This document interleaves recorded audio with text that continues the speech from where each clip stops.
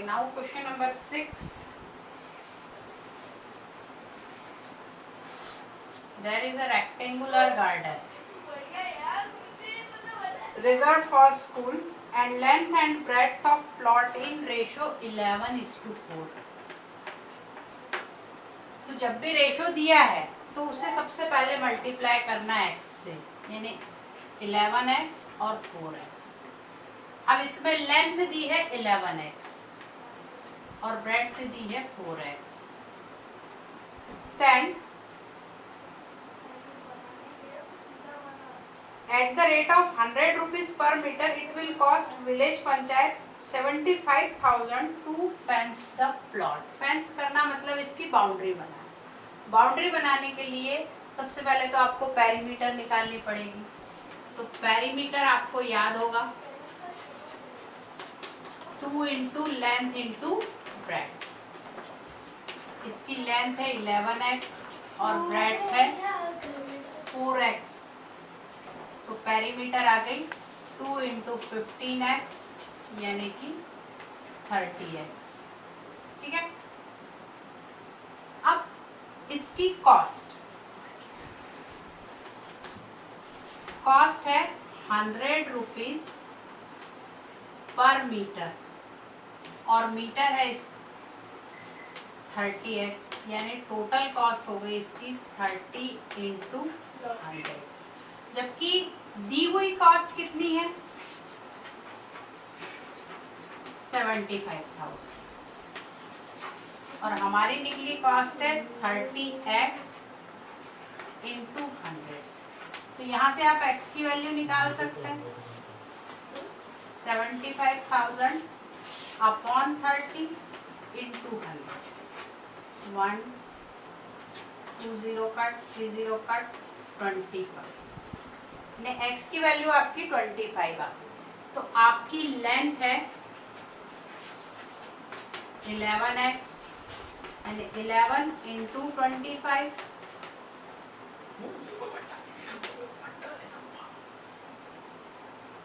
25 under 25 25 under 25 275 metre और आपकी breadth है 4x यानी 4 इंटू 25 दैट इज 100 मीटर। तो इस तरीके से आपकी लेंथ और ब्रेड्थ निकल जाएगी। नाउ नेक्स्ट क्वेश्चन काफी इंटरेस्टिंग भी है, 7th क्वेश्चन और इम्पोर्टेंट भी है, हमेशा आता है। क्वेश्चन ये है कि किसी पर्सन को ड्रेस लेना है अगर, तो उसे शर्ट और ट्राउजर दोनों ही खरीदना होते हैं। तो यहाँ ड्रेस की बात हो रही है। हसन बायस 2 kind of cloth material for school uniform. अब यूनिफॉर्म है तो यूनिफॉर्म में शर्ट भी होगा और ट्राउजर भी होगा। ठीक है, अब ये कह रहा है कि शर्ट को इसकी कॉस्ट 50 रुपीज है शर्ट की और इसकी कॉस्ट है 90 रुपीज। ठीक है, कॉस्ट इनकी दी हुई है 50 रुपीज पर मीटर है और इसकी है 90 रुपीज पर मीटर। ये कॉस्ट दी है। अब किसी को यूनिफॉर्म सिलवाने के लिए 3 मीटर शर्ट मटेरियल लगता है और 2 मीटर ट्राउजर लगता है। इसका रिक्वायर्ड मटेरियल है, इसे रिक्वायर्ड को शॉर्ट में ऐसा लिखते हैं, रिक्वायर्ड मटेरियल शर्ट के लिए 3 मीटर लग रहा है और ट्राउजर के लिए 2 मीटर लग रहा है। ठीक है, तो अगर हम कॉस्ट निकालें टोटल कॉस्ट, तो शर्ट की कितनी आएगी 50 इंटू 3 और ट्राउजर की आएगी 90 इंटू 2। लेकिन अभी हमें ये नहीं पता है कि कितनी ड्रेसेस सिलवानी है। तो हम अगर मानते हैं कि let x uniform to be stitched to be purchased या सेल्ड, जो भी लिखना है। तो अगर एक शर्ट को 3 मीटर कपड़ा लग रहा है तो x शर्ट को कितना लगेगा 3x। एक ट्राउजर को 2 मीटर कपड़ा लग रहा है तो x को कितना लगेगा 2x। तो इसकी कॉस्ट में भी x जुड़ जाएगा, ठीक है, इसकी कॉस्ट में भी x जुड़ जाएगा। तो टोटल कॉस्ट शर्ट की आ जाएगी 150x और ट्राउजर की आ जाएगी 180x। ये तो हो गई कॉस्ट, ठीक है, कॉस्ट प्राइस हो गई दोनों की इतनी। अगर इनको हम ऐड करके लिखें तो ये 330x हो जाएगा, ठीक। नेक्स्ट है he sells material at 12% and 10% profit, यानी इसके ऊपर उसे 12% प्रॉफिट हो रहा है और इसके ऊपर 10% प्रॉफिट हो रहा है। तो अब हम प्रॉफिट निकालेंगे। प्रॉफिट 150x इंटू 12 और 180x इंटू 10%। ये इसका आ गया प्रॉफिट 18x और इसका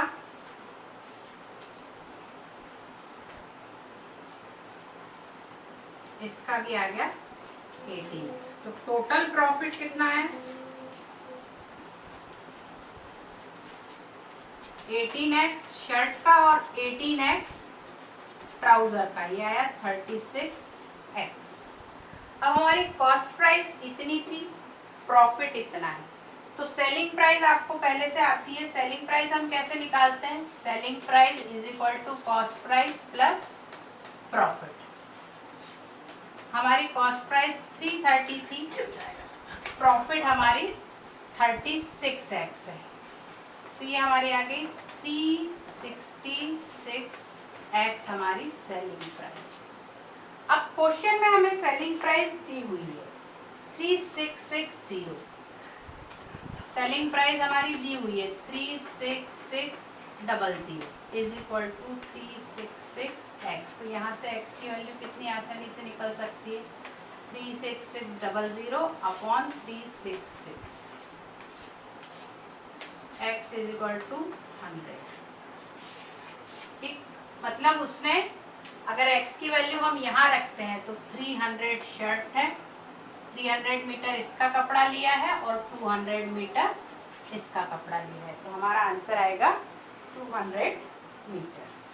अब लास्ट के 3 क्वेश्चंस बचे हैं, इन्हें हम जल्दी से कंप्लीट कर लेते हैं। Question number 8,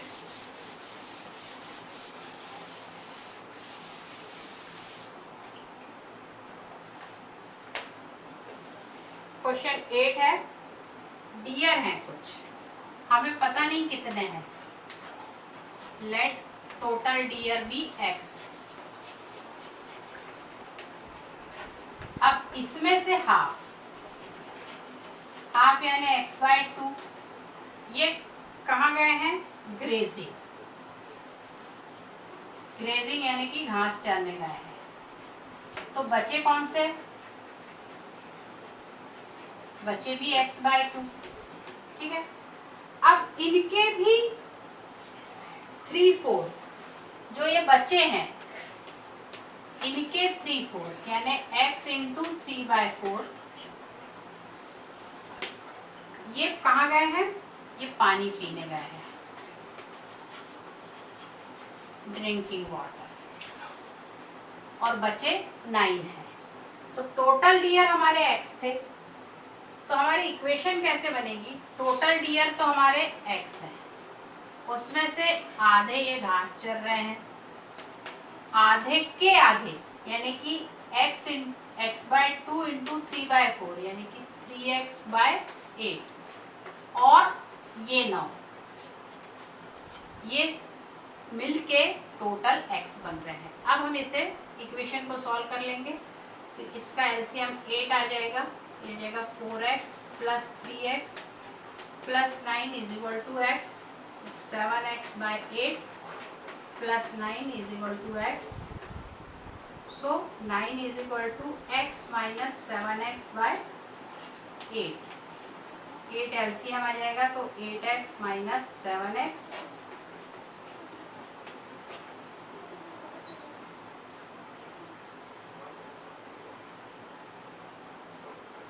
so x will be 9 into 8 that is 72 ds वहां पर थे.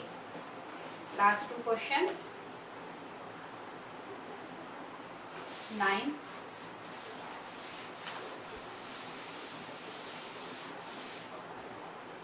Grandfather is 10 times older than granddaughter. ये है ग्रैंडफादर और ये है डॉटर. डॉटर अगर x है तो ग्रैंडफादर 10 टाइम्स ओल्डर है, ये 10x है. ठीक है. He is also 54 older than her. Grandfather is 10 times older than his granddaughter. He is also 54 years older than her. यानी इसकी एज जो है इसमें अगर 54 जोड़ दिए जाए तो ग्रैंडफादर की एज बनती है. तो 54 इज इक्वल टू आ जाएगा 10x माइनस एक्स यानी कि 9x. तो x की वैल्यू अपने आप निकल आएगी 54 बाय 9, 6 ईयर्स. ग्रैंडफादर की अपने आप आ जाएगी. This was question number 9. Now the last question. Aman's age is 3 times his son's age. तो सन की एज जो भी होगी, सन की एज कम होगी. ये अगर x है तो अमन की एज उसकी 3 टाइम्स है तो 3x होगी. ठीक है. अमन से 10 years ago. 10 years ago means 10 साल पहले. इसकी एज x माइनस 10 होगी और इसकी 3x माइनस 10 होगी. He was 5 times his son's age. यानी इस बच्चे की उम्र का 5 टाइम्स ये था. तो इक्वेशन बन गई 5x minus 50 is equal to 3x minus 10. इसको उधर ले जा सकते हैं, इसको इधर ला सकते हैं. ये 5x माइनस 3x हो जाएगा. 50 उधर ले जाते हैं तो ये 50 माइनस 10 40 हो जाएगा. और ये 2x इज इक्वल टू 40 आ जाएगा. तो x इज इक्वल टू 20 यानी अमन की एज, सन की एज 20 आ गई और अमन की एज 60 आ गई. ठीक.